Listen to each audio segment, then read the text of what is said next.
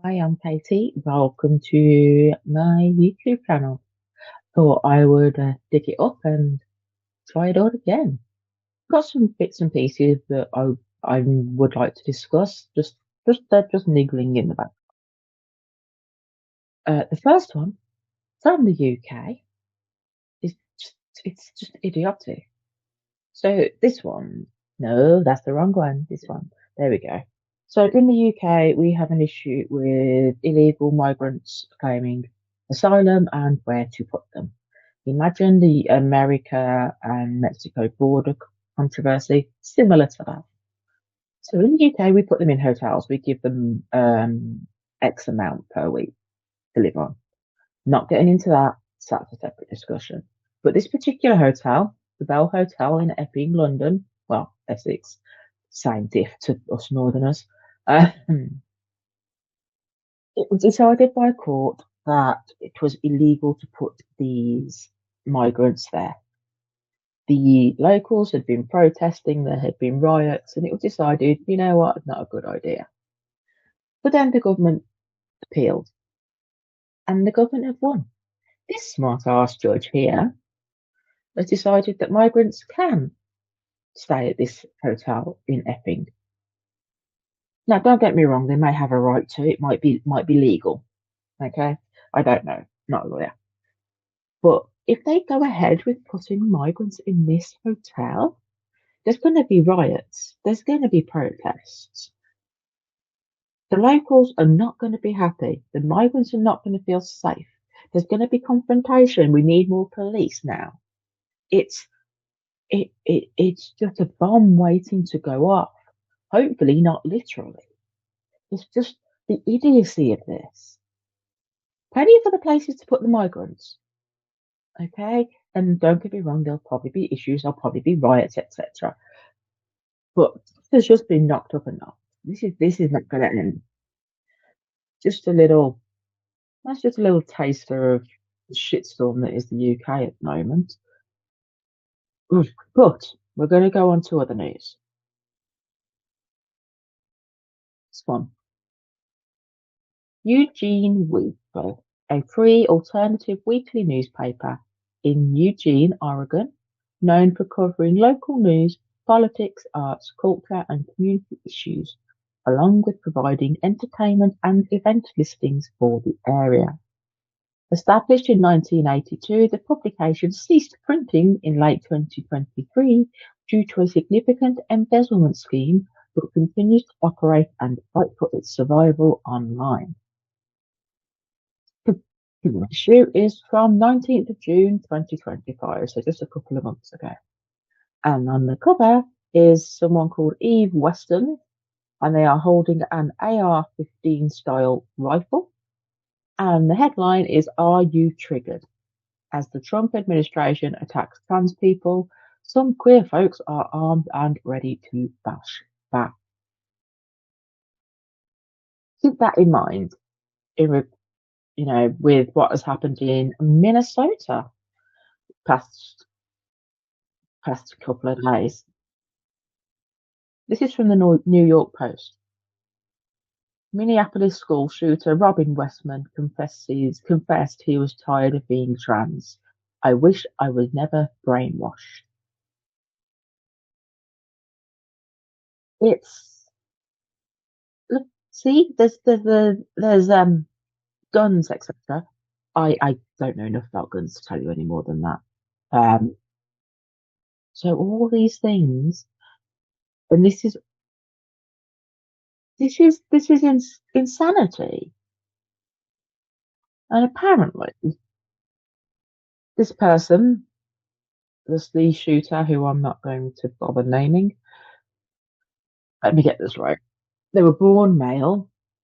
Later, they have identified as a trans woman, and then recently they have decided that no, they got that wrong. They are indeed not a trans woman. They're not sure what they are, but they know they're not a trans woman. So this person has identified into womanhood and then identified out of it. So in the meantime, whilst this person identified as a woman, would the trans mob, as I like to call them, advocate that they should be allowed to use women's spaces and women's services. And this person used women's spaces and women's services when they identified as a woman. Genuine question. We're not going to discuss the shooting. We're not going to discuss the issue of guns. This is purely about identity. And I am using this as an example. I've got another one, but I'm using this one. Does this person have the right to use female spaces, female services, female rights when they identified as a trans woman? That is a genuine question because they've identified out of it. And at what point do we, if we were to say no, only when they were a trans woman can they use all those spaces? At what point do they have to remove themselves? Is it when they decide, oh no, actually I'm not a trans woman after all? Or should they never have been allowed there in the first place? Personally, they should never have been allowed in there in the first place. How can the trans mob explain this? With this in mind, with someone who is a detransitioner, maybe, or was never trans at all, but let's call them a detransitioner, could they have ever had access to women's spaces, rights, services? And if so, why? And when did we cut that off? It's mind-boggling. Because up until this person came out as detrans, everyone would have been affirming their identity. So they would have been allowed into female spaces, etc. How can you justify it? Please, someone explain it to me. And I've got another example. Let's look and okay. So we've got to affirm all identities. The famous Lily Tino had the issue with ladies' toilets, and they were he were breaking the law by doing what they were doing, and then suddenly everyone's come out and said they're not really trans. So again, I'm confused. Before the controversy, before the alleged illegal incidents, was or is Lily Tino a trans woman? At what point do we allow them to gain access to women's spaces and women's services and women's rights? And at what point do we cut them off? Genuine question. I have no idea how the trans mob can gymnastic their way out of this. And what you're seeing on the screen is just a slideshow of examples, some about Lily Tino, some about the Minneapolis incident, and some about the next thing we're going to discuss. How can they logic their way out of this? This is why single sex spaces, single sex services, single sex rights exist and should be respected. Because I don't care if you're a man, I don't care if you're trans, I don't care. But single sex spaces, services, and rights exist for a reason. You can't identify in and out of them. The next bit, this lovely man here, Met Police Constable found guilty of child rape. And my first episode back, and I'm gonna get started immediately. So this cretin, who now identifies as a woman, Gwyn Samuels, has assaulted and groomed two young children. So, according to the BBC, this person committed their crimes when they identified as male, and they have since identified as a woman for committing the crimes. And that is why they are referring to this person as a he. Look, see, he. He's still identified as Val at the time of the offences, and he was referred to by his biological sex throughout the trial. So again, at what point do we affirm people? At what point do we allow them into single sex spaces and services and rights? At what point do we take them away? I will wait for someone to answer.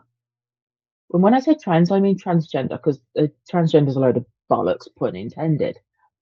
But transgenderism, the whole ideology of always affirm and everyone that must accept them into whichever space the person deems they should be in, shit.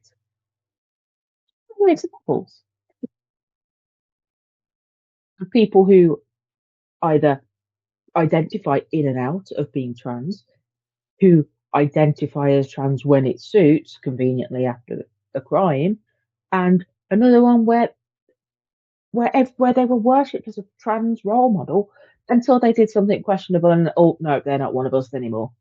You can't identify in and out of your of rights, of spaces, of oh, it's frustrating. So I will wait to see in the comments if anyone can legitimately answer how it can be. I genuinely don't understand. People are born trans according to trans ideology. Therefore, no matter when they come out of the closet, they have always been trans. So they should have always been using the spaces, services, rights that align with their gender identity. But the reporting of crime and the people, BBC, choosing to use biology, as in referring to this person as a he, because they were biologically born a he, and they are very clearly a he, they're referring to him as a he because he committed the crime before he transitioned. It's insane. Being a man or a woman is not contextual.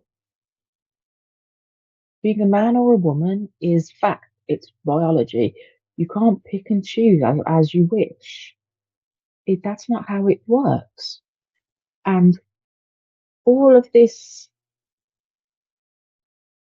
um, the media choosing what pronoun to use and when, and the actual person choosing what pronoun to use and when, and to just fly in and out of all genders, it just proves that it's all imaginary bollocks, pun intended, because you're either trans or you're not.